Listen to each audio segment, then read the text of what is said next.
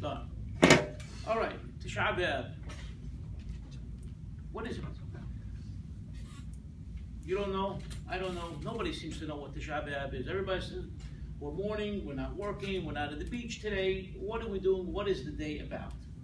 I'm not going to stand here and lecture to you because I'm not a lecturer. I give class based upon sources. I didn't know how many people to expect, so I don't have enough source sheets, obviously. But the topic that I really want to deal with more than anything else regarding Tisha B'Av is Naheen. There is a prayer that we're going to say during Minha called Naheen. Some people have already said this prayer last night in Arbit, some have said it this morning in Shahrit. Some may not say it at all. Some may change the text radically. The question is, why Naheen? What's it about? Where did it come from? And what metamorphosis has it gone through over the centuries? That's what we're looking at. So if you want to help out my son Eli, over there, he has some books you can open up Naheen.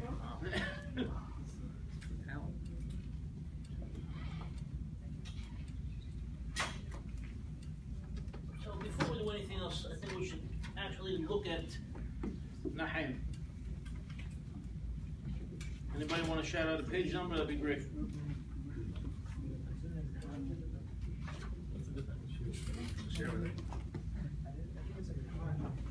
So page 234 in the Tisha B'Av book, and what page in the Siddur? 126. 126 in the Kol Yaakov Siddur.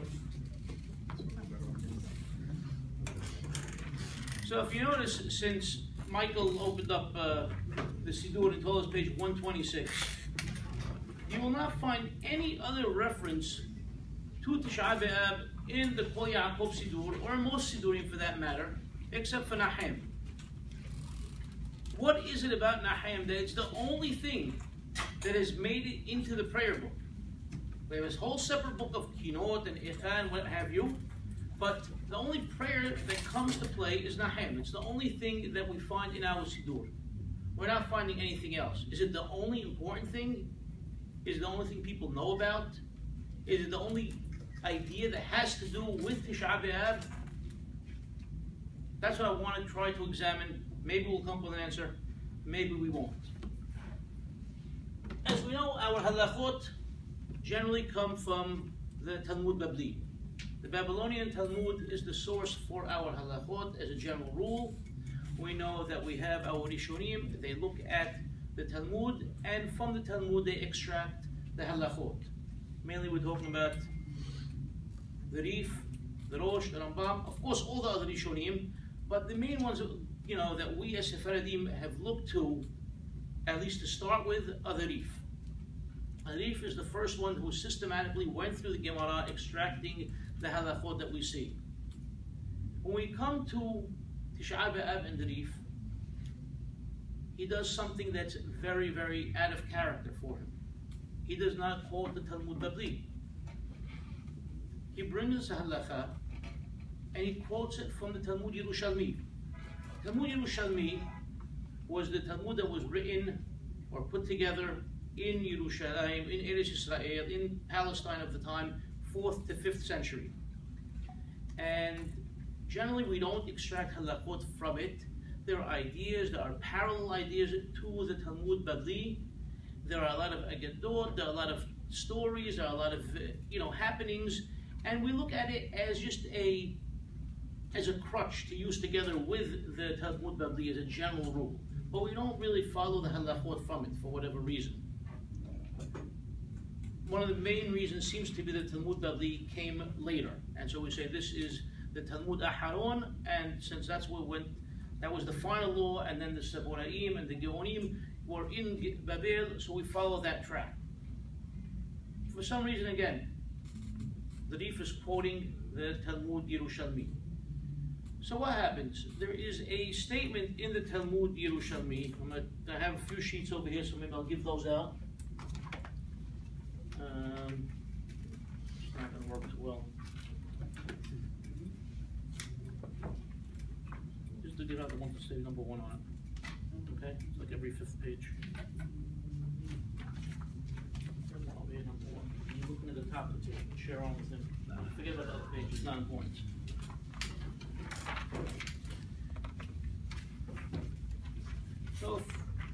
You'll get the Talmud Yerushalmi pretty soon, but there's a statement in Talmud, and it appears in Masechet Berachot, and once again in Masechet Ta'aniyot of the Talmud Yerushalmi. And what happens in this Talmud, it starts like this. You'll be getting in a minute. I don't want to start until you have it. But basically, this is going to be the source where we first see about Naheen. But at the same time, we don't see Naheen. And that's what's confusing about it. And what develops over halakha and in our liturgy. And what the Hakamim may be trying to tell us. So Talmud Yerushalmi starts. Amar bi'aha bar Yishaq b'shem b'hiyad sipurim. The top of the page. Yahid b'tish'a b'ab sarich lehaskim mi'ain ha'me'ura. An individual on Tisha B'Av has to mention the happening of the day. Mahu Omer. Now it's talking about the Yahid. Of course the Sibur is saying it as well, but the individual when he's saying in his private Amidah.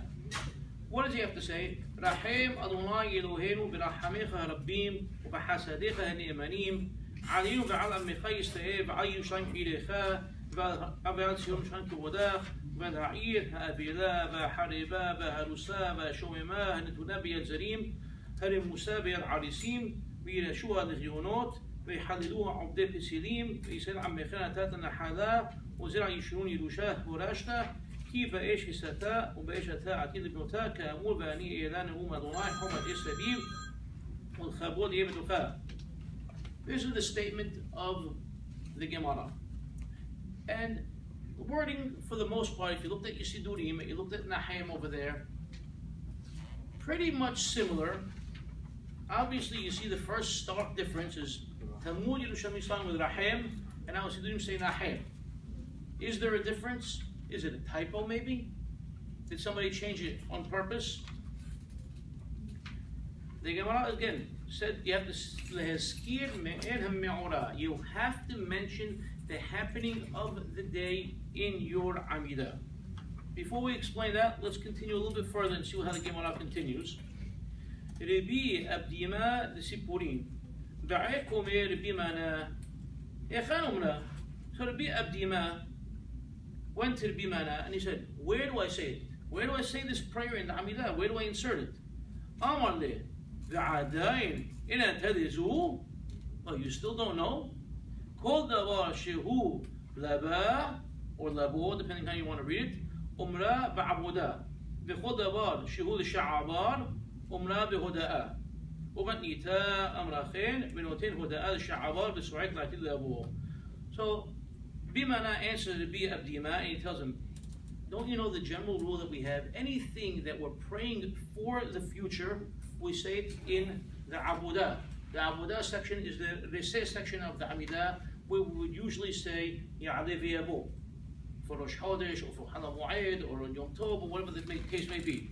And anything the She'avar, Umra b'hoda'ah. Anything that you're referring to the past, you say in Hoda'ah. Hoda'ah being in Modim, like we say Al Nisim for Hanukkah or for Purim. This is the rule that the Gemara is giving, and this is where he's telling him to say it.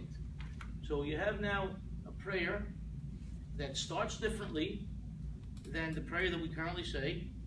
It does not appear in the Beracha Bonei Yerushalayim like we currently say.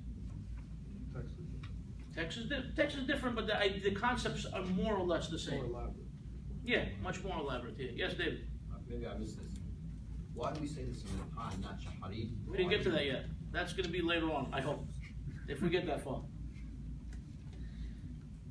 So, touching upon David's question, if you look at this, he's telling you, you have to say this prayer as part of the Amidah. Is he telling you Minha? No. Is he telling you Arbit? Is he telling you Shahrit? He's telling you Me'ena Me'ora.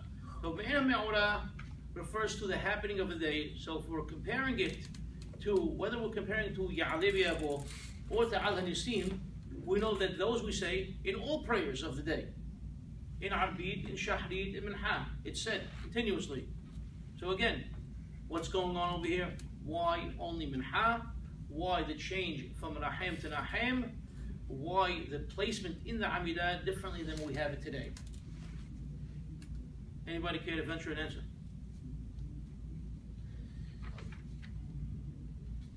Now, you don't. Yeah. Go ahead. Well, Barry, you want to? Correspond to Nahamu. We read that afterwards and after that. But this all came later on. All that came into our prayer later on. That didn't exist. Because here, we just read from the Talmud Yerushalmi what it was telling us about any sort of change or addition to the prayer on Tisha B'Av. It didn't give us anything else. I didn't cut out a piece of the Gemara and say, I'm only showing you this piece. There's nothing else in Talmud Yerushalmi talking about what we say or what we pray on Tisha B'Av. What's in the Talmud Babli? I'm going to get to that right now. You don't have that in front of you. I'm going to hopefully have a copy of it over here. Where's the placement of the tefillah according to this? You're saying it during the same place where you would say Ya'aleh Ya'aleh, you would be saying this. Let me find if I have a copy of the Talmud Babli. Talmud Babli, though. Yeah.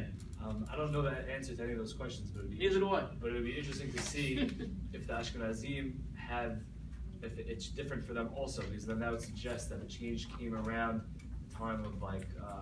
What do you mean? What do you mean? We're going to touch on the Geonim. We're going to get to everybody. All right, but give me a second. I don't have a solution. No, it's all right. Don't worry about the social food. So look at Talmud Babli now. You don't have that in front of you. I'm sorry. I didn't have a chance to make a copy of it. Talmud Babli, Masechet Ha'anit. Kol mizvot ha'nohagot ba'abel, nohagot b'tish'a b'av.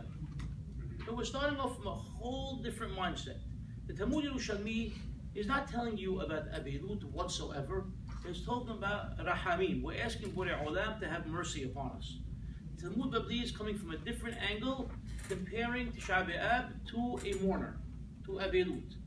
And he tells you, Asur ba'achila, b'shtiya, b'sicha, b'ni'at, sandat, shamitta, asur d'kol b'torah, nebi, ketubim. All the things that we know that we're asur to do all day, that's what we find in the Talmud Babli. And like we said earlier in the class, we know we get our halakot generally from the Talmud Babli. So all this makes sense, that we don't do anything, we don't eat, we don't drink, we don't anoint, we don't wear leather shoes, we don't have sexual relations, we don't read Torah, everything, as we do it today. The Gemara continues,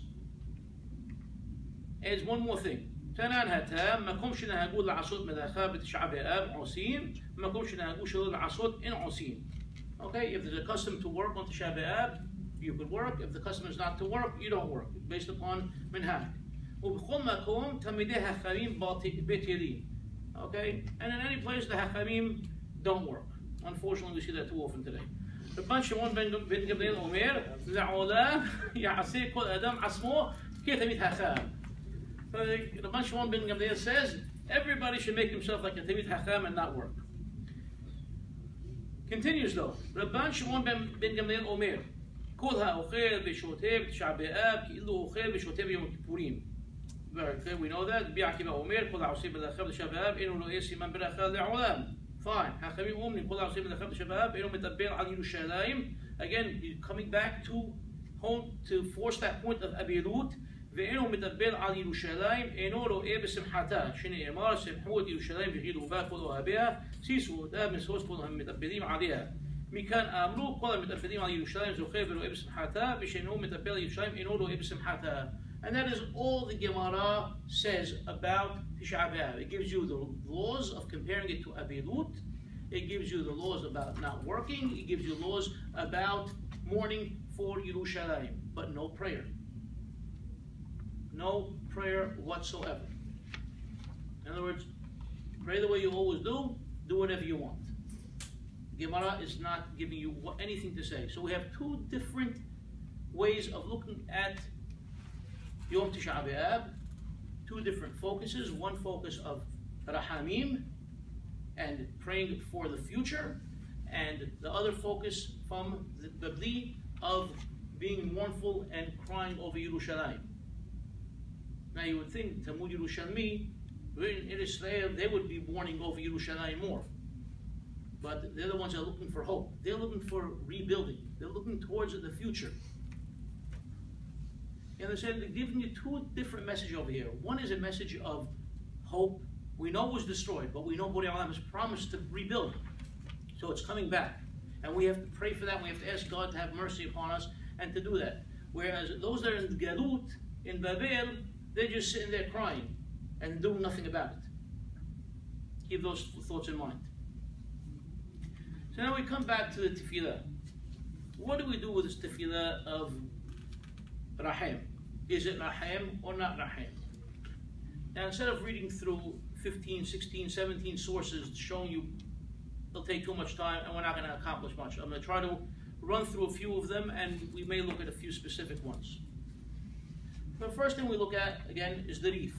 The Rif says Rahim. And it's fine.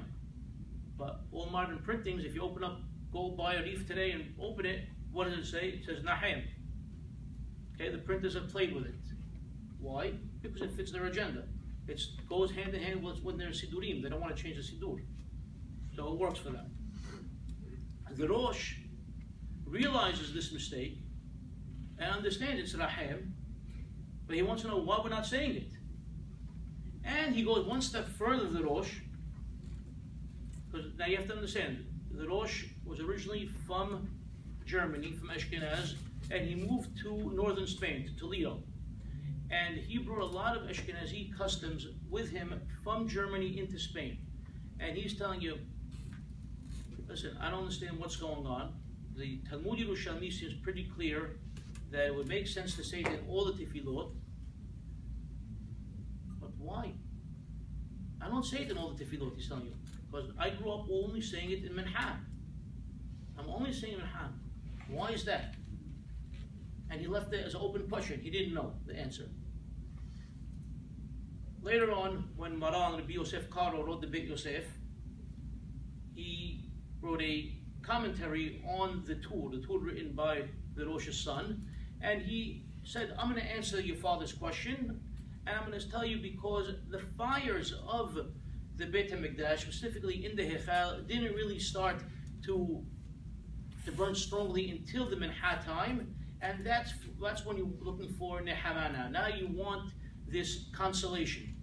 It's until that point, whether it's the nighttime, let's say last night or this morning, and you see he got this idea not just on his own, he picked it up from others like Sefer HaManhir and the Ritba. They all brought the same idea that the nighttime and the morning as if you have your corpse in front of you. You have a dead body in front of you, whoever it may be, and now you're in the state of aninut. Aninut is a state that you are pre-morning, before abilut. And only once the real burning started happening in the Hechal, you moved into a state of abilut. And once you have this abilut, now you want this nehama. Until then, you don't need nehama, because you're at a different stage of the game. You're not ready to accept consolation. You're still looking, at the corpse of your beloved in front of you. You can't have anybody walk up to you, oh, I'm so sorry. Oh, you're so sorry. I got to bury this. I have to deal with it. I don't know what to do with myself at this point. So he's saying you're bereaved at that point. You can't handle it. So this is the way the Beit Yosef wants to handle it. Looking at that, you would think the Beit Yosef now agrees that it should only be said during Minha. But when he writes Shulchan Aruch, he tells you to say it in all three tefillot. For Arbit, Shahrit, and Minha. Once again, completely confusing.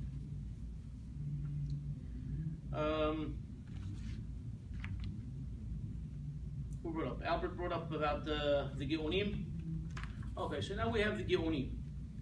Our earliest Gaon that deals with the Tefillot is Amram Gaon. Amram Gaon he passed away like around 845, if I'm not mistaken. And he deals with the Rahim prayer.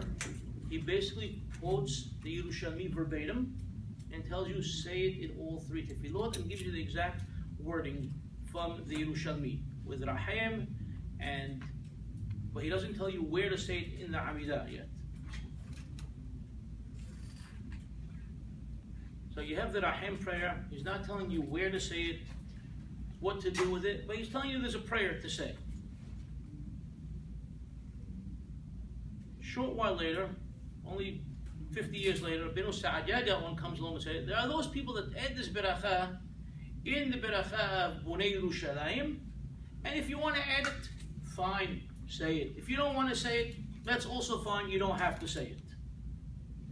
Other versions of Sa'adiyya Gaon Sidur that arrived in Spain seem to have different versions. I will tell you a corrupt version.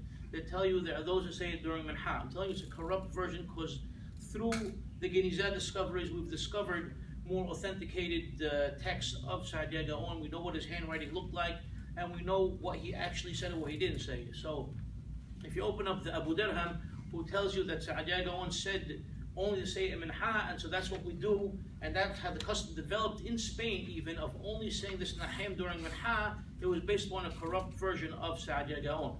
But according to the Yerushalmi, it's all three tefillot. According to the Amram Gaon, all three tefillot. And according to a correct version of Sa'adiyya Gaon, you don't have to say it at all. But if you want to, you could say it. If you don't want to, you don't have to say it. He doesn't tell you what to say, but he's telling you now to say it during this beracha of Bonei Yerushalayim. So, I think at this point we're more confused than we were before. No, honestly, I'm talking in all honesty. Should we say this prayer? Are we saying a correct prayer? What wording should we be using? You know, where did it come from? How did it originate? How did it evolve? Where does it stand today? We have no answers. That's the bottom line. That's the truth of it. So, Rahim prayer. Why did the Hachamim choose this wording of Rahim? And how does it work in with Bonei Yerushalayim? Is it really Rahim? Are we looking for Rahamanut from Borei Olam? Does it make sense what I said before? We're just asking God. We know that the third building is coming. We know you're going to return, us to our promised land, and just do it for us. Have mercy upon us. Kick everybody else out, and let's just do things the right way. Is that what it's all about? Is that a concept that existed in our prayers before, or is it something that they just created then and there? And here's the interesting thing now. We talked about the Genizah. The Genizah, as we know, brings us a lot of documentation of what was going on. And we think, we pick up our Siddur, yeah, this is the way everybody prays. This is the way we've always prayed, right? David? No, probably not. Definitely not. Definitely not. Our tefillah has gone through so many changes. It's still changing. Yes, it's still changing. Most of the time for the worse, but it's still changing. People are adding things, people are deleting things. It's going through changes. And the tefillah of Eretz Yisrael and the tefillah of Babel were two very, very different tefillot. In other words, if you were a businessman in Babylonia and you took a trip to Yerushalayim, you would not be able to follow the prayer for the most part. The tefillot were completely different 1,000 years ago. You couldn't compare them.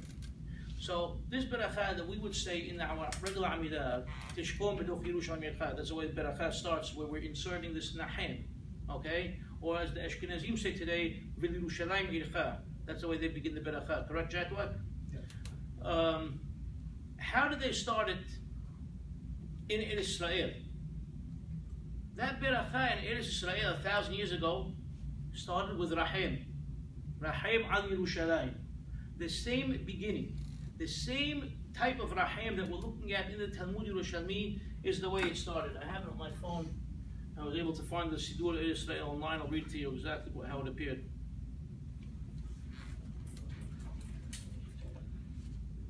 So it wasn't an insertion. It's an insertion. A change in syntax? No. It's the berachat was staying as is, and then you were inserting this later on.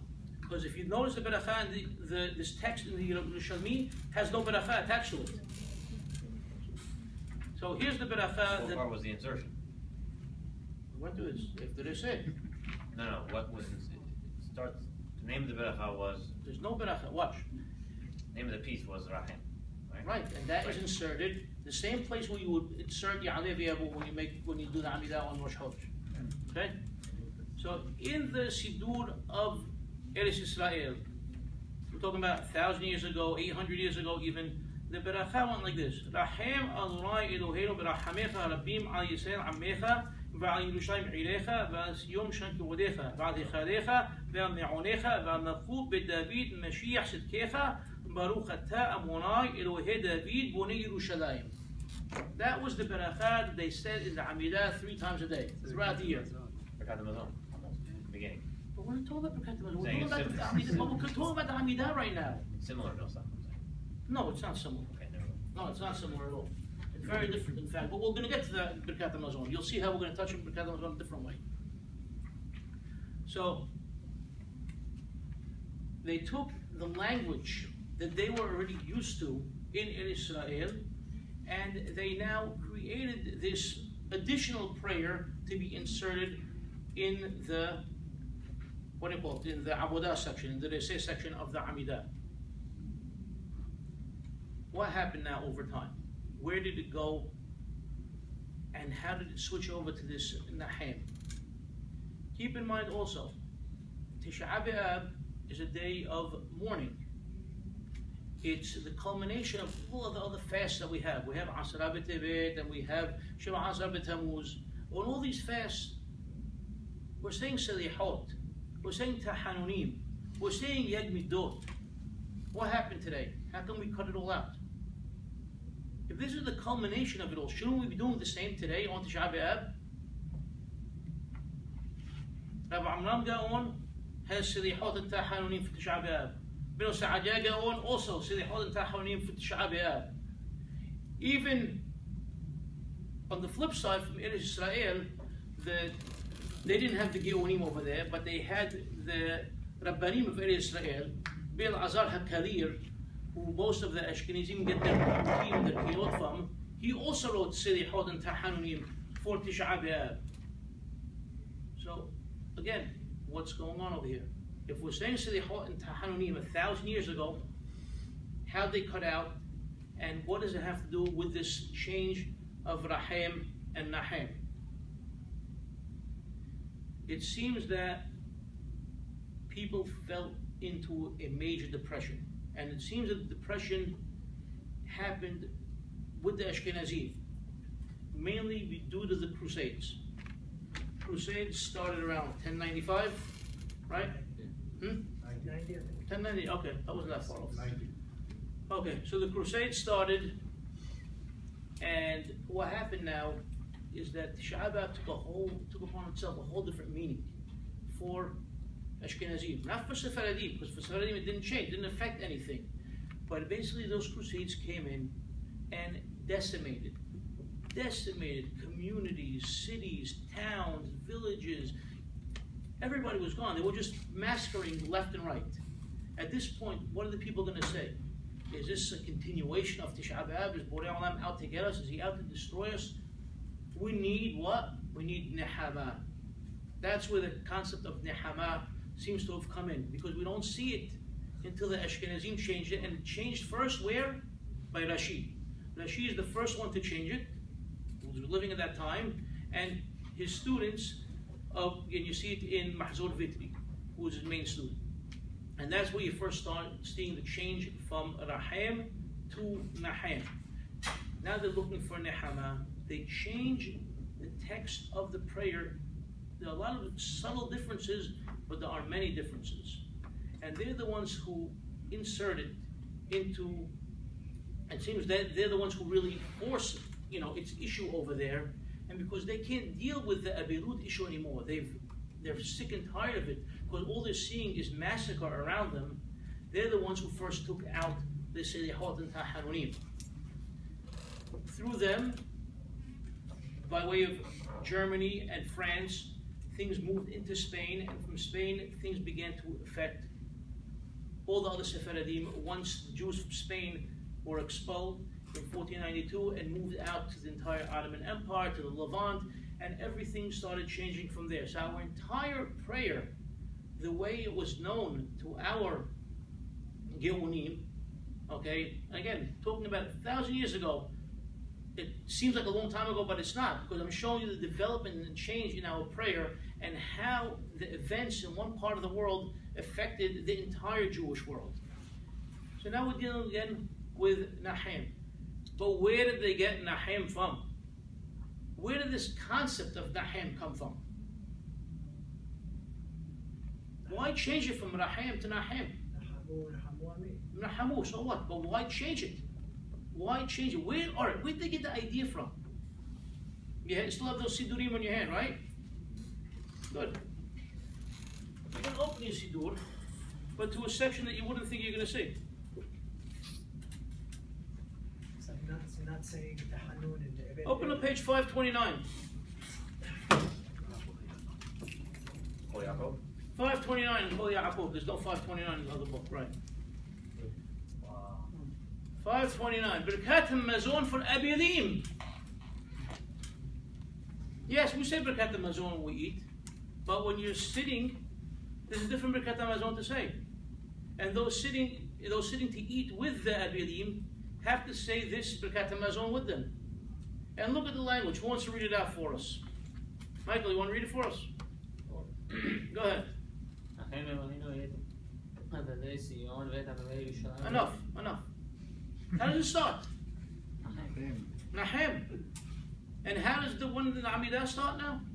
Now? No, now. Oh, Well, yeah, open up. Naheen. Naheen. What? Naheen what? So basically they copied what they were saying. They were just in a constant state of mourning for 100+ years. And they took this state of mourning and they transposed it from the Birkat HaMazon that they were saying practically every day, because they were in Abilut for close to 100 years, if not more. And they picked it up and just threw it into the Sidur for Tisha B'Av.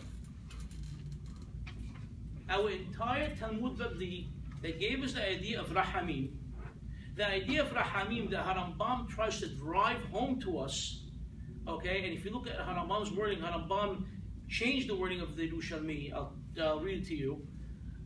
You'll see that he had this idea of hope, you know, of Borei Olam is there, he's going to take care of things for us. And the Ashkenazim went and completely wiped it out.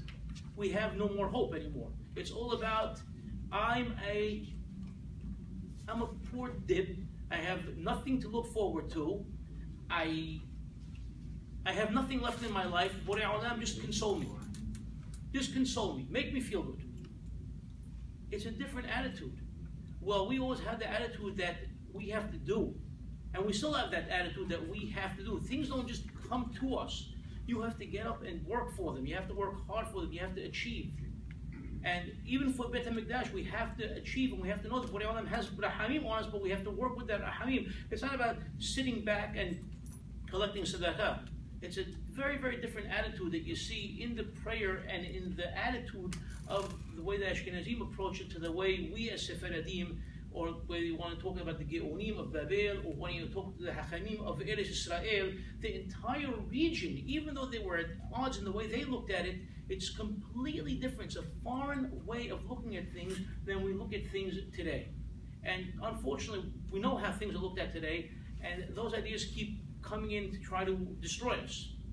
Okay? And we can't let them destroy us. But now we have, Baruch Hashem, we have Eretz Israel back in our hands for the most part. And another question that comes up is, do we change the Naheen prayer? Does it fit or it doesn't fit? That's the question. Today it doesn't fit. So you want to say that you want to change it. Should we change it like certain rabbis have proposed to change, and maybe this Sidur may have has a change in it or not? At one point they did have a change. They took out the change? All right, they took out the change. It's 2 words. But we could change. Should we go back to the Nosach of the Yerushalmi? Should we go back and use what Harambam has to say?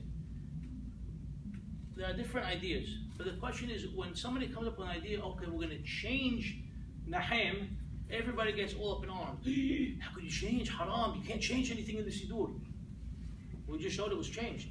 And it was changed, and changed again, and changed again, and changed again. Even the Berachah that we say right now, in this Rahem edition, right now we say, Baruch Atah Hashem, Menachem Sion Bibinyan Yerushalayim. Okay, that's the current version in the books that are in front of you. Whether you're looking at Kol Yaakov, we're looking at Siddur Shabbat, or we're looking at almost every book coming out of Israel today for Sephardim. It says, Baruch Atah Amonai, Menachem, Sion, V'Binyan, Yerushalayim. Until about 60 years ago, didn't say that. It said, Menachem, Sion, Ubonei Yerushalayim. Harambam only said Ubonei Yerushalayim, didn't say Menachem, Sion at all.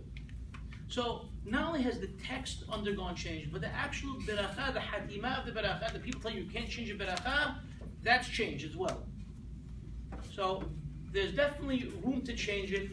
It probably needs to be changed. You could have, we could stand here for hours. What words should be changed or not be changed? Why should we change it? Is it politically correct to change it? What ideas are we conveying by changing it? I'm not really sure about that. That's something that would be a completely different type of class, and we'd have to actually have those texts in front of us to compare and contrast what's correct or incorrect. But I think a lot has to be said about what's going on with our Siddur, what's going on with the ideas and concepts that are within our prayers, and where the ideas have come from and where they're going. I hope that helps somewhat. Yes, David? I'm sorry, just to backtrack. No, go be backtrack, because I don't have much more to say. Because I don't remember where you made this point. Tell me. The fact that it's in Minha, Yes. as opposed to all of the tefillot, Right. is because Minha particularly is when Because Minha is the sources say, or Right. well, we'll call it the Beit Yosef for now. Okay, even though, like I said, the Ritbaz says it and Sefer HaManhich say it, that le'et erib, that's when Esh Sarefat Ha'echad. Right. Okay. So that's one theme, right? That's In other one words- theme, yes. whereas the most The most Point- drastic destruction Right, happened is right now. at the Minha time, right? now instead you've taken that and now it's a period of, we don't sit on the floor during this period Right. of time. We sit up. We're asking now. Right, because home- now we're already buried. We finished burying. Now we're avilim. In other words, until this point we were oninim. Right. Okay, it started burning, started destruction. Okay, let's bury it. Let's get out into the mindset of abilut. Now we've hit that point of abilut. Now we're home. We're sitting. We already finished Sa'udat Habra'ah, and people are coming to visit us and to console us, and and that's where we are right now. And this is now continuing. This mindset now continues for where are we at? 1,947 years now. Okay, it's time to get rid of this, hopefully, and move forward so we don't have to have Tisha B'Av ever again. That's really our hope, obviously, and this is what we want. Borei Olam to have the Rahamim on us. Now where it comes, the Rahim comes in. We want Borei Olam's mercy, because without Borei Olam's mercy, nothing happens. Is the lack of Tahanunim on Tisha B'Av, does it correlate to Bet Evil, that there's no Tahanunim Bet Evil? Does it correlate to it? We looked at what the Talmud Babli says. It compares the Isurim, but it doesn't compare anything about Tefillot. So you're just guessing if you say yes. You're Right. saying, I'm just guessing if I say yes. Right. Doesn't give another somewhere that it's Yeah. Right, so Qara alay mu'ayd. But what is a mu'ayd? That's the whole thing. In which pasuk? First of all, it doesn't seem that the Qara alay mu'ayd seems to be the pasuk. There's another reference to mu'ayd in Icha. And even with that, it doesn't seem to prove, because, you want to say Qara alay mu'ayd, or we put the other pasukim. How come we said the Geonim were writing Tahanunim and Kinot, not Kinot, Tzedihot to be said? How come Bir Azar HaKadir in Israel from the other school of thought was also writing Tahanunim to be said? So obviously they didn't see Qara alay mu'ayd. Yeah, it's a set time now for Tisha B'Av. That's the only mu'ayd that is. It's not mu'ayd as in happiness. They didn't look at it as a day of happiness. They looked at it as a culmination of Asra B'Tevet and Shema Asra B'Tammuz. That's what they looked at. They looked at it as the peak of it all. Yes. How does Rambam's version compare to? I'll give you Rambam's version. I'll read to you right now, God willing. Another question, meanwhile, while I look for it. Should we go back to saying Tahanunim? staying can you settle? You want to stay here? It's already 2 hours long. Yeah. I have a question. Yeah, go ahead. After you're done answering this, could you just review again how the changes made after the Crusades eventually became standard throughout not only the Ashkenaz community but also throughout the entire Jewish Well, community? that's so many things that have happened where Ashkenazi practice moved from Germany through northern Spain, took over throughout most of Spain, and from there with the expulsion, that's it, spread out very quickly. You have to understand, if you even look at the sources, at most sources of the early Aharonim, they all tell you that we accepted in Spain all the rulings of the Rosh. The ones that are telling you we accepted the rulings of the Rosh of the Beno Asher, who said came from Germany and moved to Toledo, Spain, that's it. You know that Ashkenazi school of thought has taken over. My follow-up question would be, do we have any records of what the prayer was among Mustarabim before the arrival of the classical Sephardim from Spain?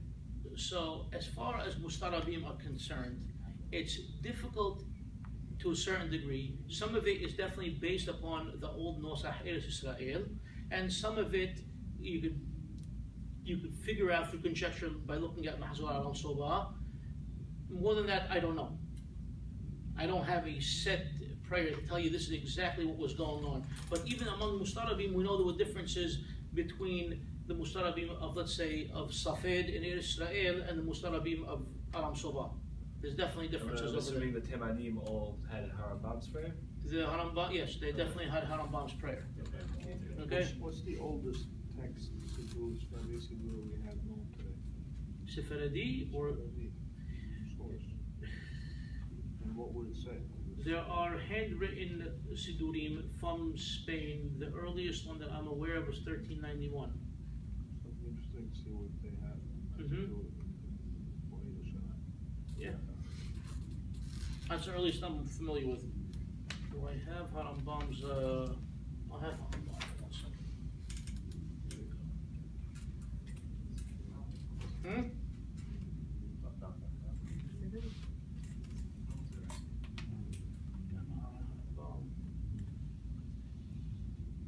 Maybe not. I don't have Harambam handy. You can find it online in a second. Yeah, it's okay. No, but Harambam definitely had a very interesting text of the Naheen prayer. But that's basically it. So we're looking at a prayer that has evolved, and I think it's still evolving. As we know, Rabbi Haim David Halevi made changes to it. Rabbi Shlomo Goren made changes to it. Rabbi David Shelush made changes to it. Chaim Ovadia has been massively opposed to any change to it. There's a Mafon Shilo now in Yerushalayim where they try to work on reestablishing all the Nushaot of Israel. They've also they went back to the Raham prayer of the Yerushalmi with only minor changes to basically to reflect what's going on today with the political situation of Har HaBayit and how we have it in our hands, but we can't get up there, and if we can get up there, we can't pray there. So all that's reflected in these different Nushaot. Hopefully, we're going to go back to to a version that is going to say, we want Rahamim, in general, and we're already here and we're worshiping properly. That's it.